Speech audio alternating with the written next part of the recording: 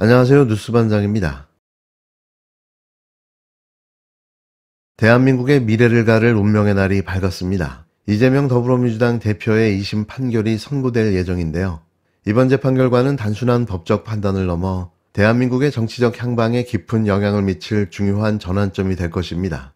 이재명 대표는 그동안 국민과 함께해온 진정성과 실용적인 정치로 많은 이들의 마음을 얻었고, 이제 그가 차기 대통령으로서 대한민국을 이끌어야 한다는 목소리는 점점 더 커지고 있는데요. 오늘 이 선고가 그의 정치적 여정에 중요한 이정표가 될 것임은 분명해 보입니다. 이재명이 대한민국의 미래를 책임질 지도자로서 나아가야 한다는 희망적 메시지가 더욱더 강조되는 순간인데요. 언제나 그랬듯 그의 무죄를 믿어 의심치 않습니다. 이재명 대표 공직선거법 항소심에 대한 공정한 판결을 촉구합니다. 검찰은 이재명 대표에 대해 없는 죄를 만들어 억지 기소를 했습니다. 기억을 처벌하려는 시도는 법적으로나 상식적으로나 납득하기 어렵습니다. 공직선거법을 포함한 그 어떠한 법률도 특정 행위가 아닌 기억을 처벌할 수는 없습니다. 검찰도 공소 유지가 어렵다고 판단했는지 공소장을 변경했습니다. 그런데 교유 관계, 교유 행위 등 국어사전에도 없는 조까지 만들어 억지 논리를 펼쳤습니다. 2심에서도 행위 사실을 특정하라는 재판부의 요구에 또 공소장을 변경해야 했습니다. 하지만 검찰은 공소장에 있는 모든 행위가 허위라는 식으로 오히려 범위를 넓혀 불특정했습니다. 검찰은 이재명 대표가 하지 않은 발언을 자의적으로 해석해 마치 거짓말을 한 것처럼 조작했습니다. 백현동 사업과 관련해서는 객관적인 증거에도 불구하고 발언 내용을 왜곡하여 허위 발언으로 몰아갔습니다. 1심과 2심 모두 양형 기준상 최고형인 징역 2년을 구형했습니다. 이 대표가 공직선거법 위반 사건 항소심 선고를 하루 앞두고 대장동 재판에 출석했습니다. 이 대표는 취재진의 질문에 일절 답하지 않았으며 선고에 대한 예상이나 입장을 밝히지는 않았는데요. 이는 정치적 상황을 고려한 전략적인 침묵으로 해석될 수 있습니다. 26일 서울 고급에서 선고되는 항소심 결과에 따라 이 대표의 정치적 미래는 물론 대한민국 정치 전반에 큰 영향을 미치게 될 텐데요. 이 대표가 처한 법적 상황은 매우 중요한 전환점을 맞고 있습니다.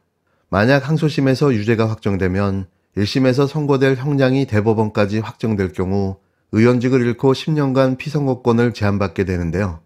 이는 그의 정치적 입지에 치명적인 영향을 미칠 수 있습니다. 하지만 그가 선거법 위반 사건을 넘어 대장동, 위례신도시 개발 특혜 사건까지 이어지는 여러 재판에서 무죄를 주장하며 결백을 주장하고 있는데요.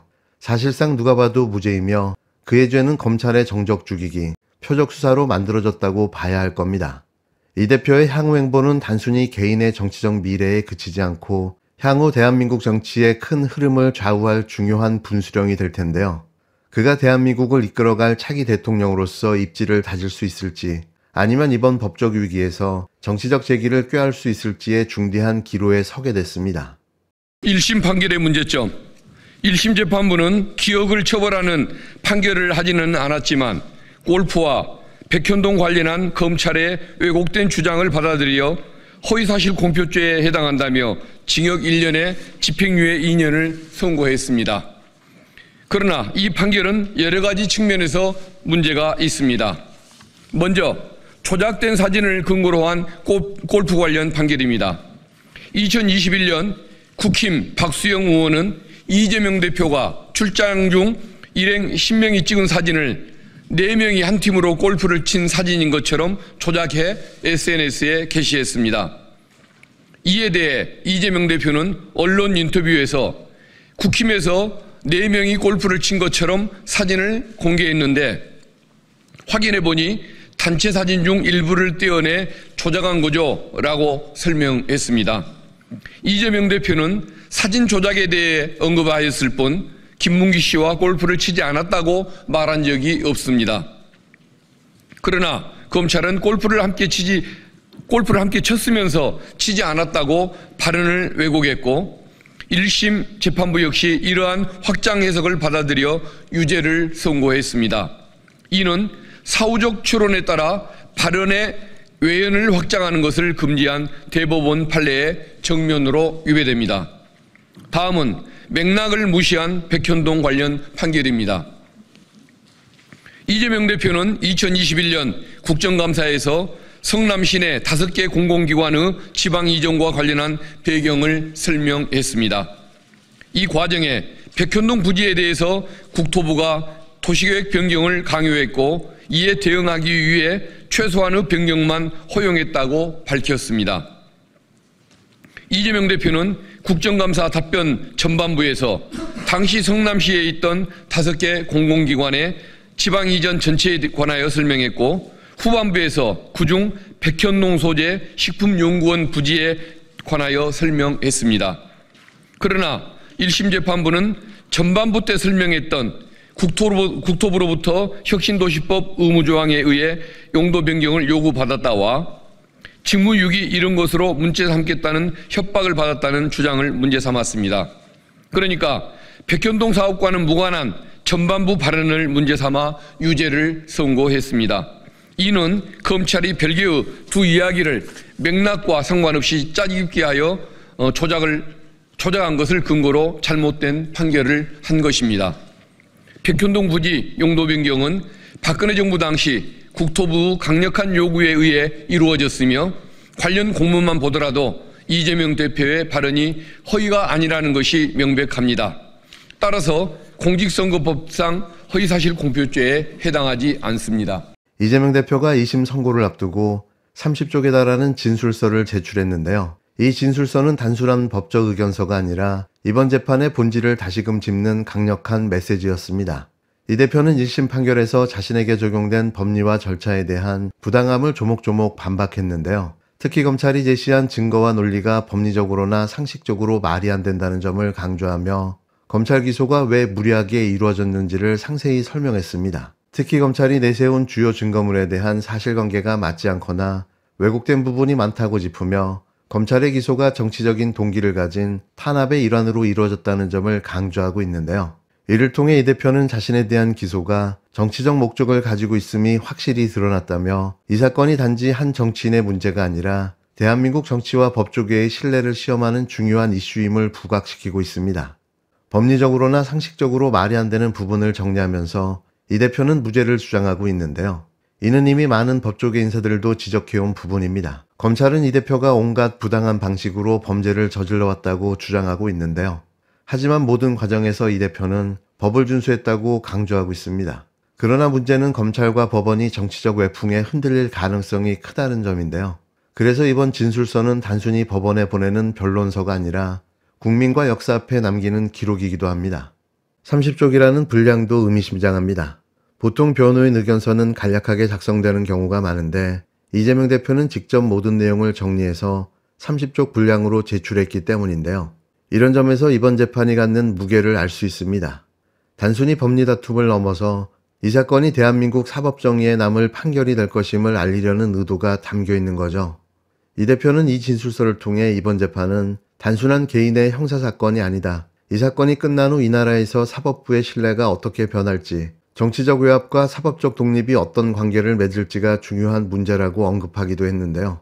2심에서 반드시 무죄가 선고돼야 한다는 점은 분명합니다. 만약 법원이 또다시 정치적 고려를 하고 검찰 논리를 그대로 받아들인다면 대한민국 사법부의 신뢰는 바닥까지 추락하고 말 텐데요. 이미 많은 전문가들은 검찰의 기소가 정치적 목적을 가지고 있다는 점을 지적하며 이재명 대표의 무죄를 확신하고 있습니다. 우리는 끝까지 희망을 놓지 않으며 이재명 대표가 무죄라는 확신을 가지고 있는데요. 정의로운 판결이 내려지기를 간절히 바라봅니다. 법리적 문제에 대해서 말씀드리겠습니다. 허위사실공표죄 구성 요건을 충족하지 않습니다. 공직선거법은 후보자의 행위에 대한 허위사실만 처벌할 수 있으며 국토부의 협박성 행위는 이재명 대표가 아닌 국토부의 행위이므로 처벌 대상이 될 수 없습니다. 또한 공직선거법은 판단이나 의견을 처벌하지 않습니다. 협박이라는 표현은 이재명 대표의 개인적 판단일 뿐 이를 법적으로 처벌할 수는 없습니다. 더욱이 국정감사에서의 답변은 국회에서의 증언 감정 등에 관한 법률에 따라 별도의 처벌 규정이 없는 한 처벌할 수 없습니다. 이러한 이유로 이재명 대표를 공직선거법으로 처벌하는 것은 법리적으로 맞지 않습니다. 검찰 수사의 불공정성에 대해서 말씀드리겠습니다. 검찰은 공문을 조작하고 참고인의 허위 진술을 유도했으며 조작된 사진을 증거로 제출하는 등 공정성을 상실한 수사를 진행했습니다.